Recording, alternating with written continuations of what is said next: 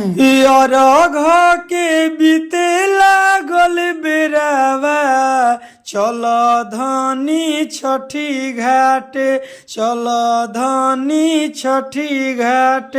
और घ के बीते लागल बेरावा, चलो धनी छठी घाट। जय छठी मैया। कैसे हैं सिंगर भाई लोग? फाइनली ये जो गाना लिखे हैं ना, छठ पूजा गीत लिखे हैं, पारंपरिक गीत लिखे हैं, बीतल जाता अर्घ के बेरवा। एकदम दोस्तों न्यू ट्रैक, नया अंदाज में गाना लिखे हैं, छठ पूजा गीत लिखे हैं।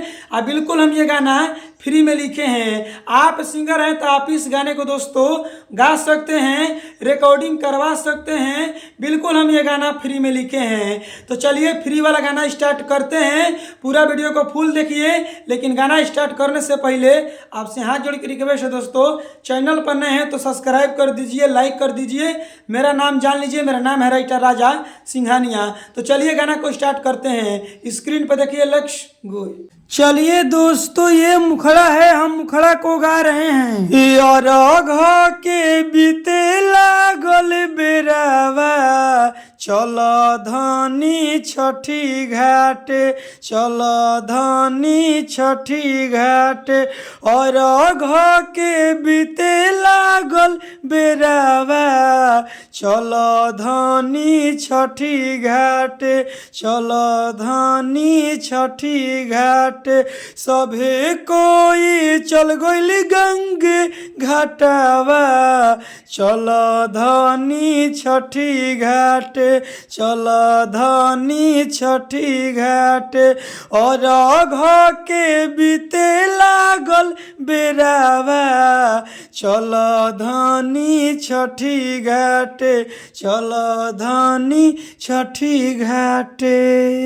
चलिए दोस्तों, ये पहिलका अंतरा है, हम पहिलका अंतरा को गा रहे हैं। दौरा सजाई के उठावा धनी हमारा माथे, तिवाई के भीड़ी ना तो लगी जाई छठी घाटे। हाँ, दौरा सजाई के उठावा धनी हमारा माथे, तिवाई के भीड़ी ना तो लगी जाई छठी घाट। सूरज देव चढ़ के अइले रथावा, चलो धनी छठी घाट। और घ के बीते लागल बेरावा, चलो धनी छठी घाट। और घ के बीते लागल बेरावा, चलो धनी छठी घाट, चलो धनी छठी घाट। चलिए दोस्तों, ये दूसरा का अंतरा है, हम दूसरा का अंतरा को गा रहे हैं। हितवा से काटी के हम लाई दे निउखिया, मने मर के बैठल काहे बड़ू तू दुखिया। हाँ, खेतवा से काटी के हम लाई दे निउखिया, मने मर के बैठल काहे बड़ू तू दुखिया। सुमिति राजा गावेले गीतिया, चलो धनी छठी घाटे। दोस्तों, जहाँ सुमित लिखा हुआ है तो फाइनली सुमित भाई ने कमेंट बॉक्स में कमेंट किए थे कि राजा भैया गाना में मेरा नाम डाल दीजिएगा सुमित। तो फाइनली देखिए दोस्तों, सुमित भाई का गाना में नाम ले लिए हैं। अगर इसी तरह आप भी सिंगर हैं, अपना गाना में नाम डलवाना चाहते हैं, तो फाइनली आपको करना क्या पड़ेगा कि हम आपका गाना में नाम लेंगे। सबसे पहले आप चैनल पर नए हैं तो सब्सक्राइब कर दीजिए, लाइक कर दीजिए और कमेंट बॉक्स में आप अपना नाम लिखिए कि आपका नाम क्या है। अगली वीडियो बनाएंगे तो उस गाने में आपका नाम ले लेंगे, जब आप कमेंट बॉक्स में आप अपना नाम लिखिए रहिएगा तब। सुमित भाई ने ये भी कमेंट किए थे कि भैया मेरा व्हाट्सएप मैसेज चेक नहीं करते हो। फाइनली व्हाट्सएप मैसेज सबका चेक करते हैं, ऐसा कोई बात नहीं है। सुमित भाई, समझ गए।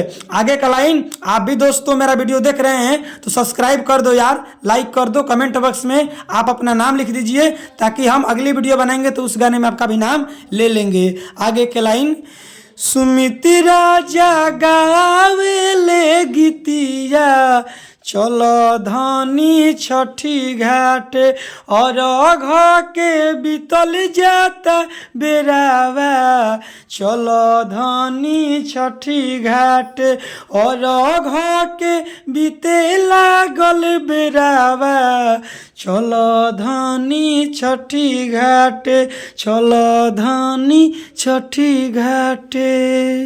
चलिए दोस्तों, गाना समाप्त हो गया है। अगर आप सिंगर हैं तो आप इस गाने को दोस्तों गा सकते हैं, रिकॉर्डिंग करवा सकते हैं। बिल्कुल हम ये गाना फ्री में लिखे हैं, ठीक है ना, कोई दिक्कत नहीं है, नो डाउट। लेकिन अगर आप सिंगर हैं सोचते हैं कि ये गाना हम क्यों गाएंगे, ये गाना बहुत लोग गा दिए होंगे या गाने वाले होंगे या गा देंगे तो फिर मज़ा नहीं आएगा, तो ऐसे आपके मन में सवाल चल रहा है तो बिल्कुल सही है, क्योंकि हम डाले हैं यूट्यूब पर गाना तो बहुत लोग गा देंगे या गाने वाले होंगे।